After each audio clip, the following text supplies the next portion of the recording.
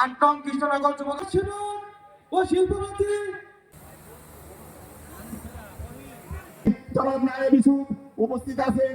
আমাদের বক্তৃতা আগ্রহী তোমার সামনে হবে কিছু সামনে যারা লক্ষ্য থাকতে পারি অনেক সম্মেলন আছে, মার্ডার আছে, মামলা আছে। আজকে আমার অন্যান্য তারা তাদের এই অর্থে নেই, তাদের নেত্রী এখনো ছিল। তখনই আমরা দেখতে পেয়েছি বাংলাদেশের বিভিন্ন জায়গায়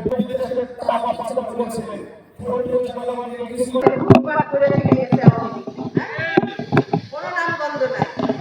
মানে এখানে মাটিটা মানে উঠায় নিয়ে যাওয়া বাকি ছিল, সব নিয়ে গেছে। নদী নালার মানে কোনো কিছু বাকি নাই যে ভারতকে দেয় নাই।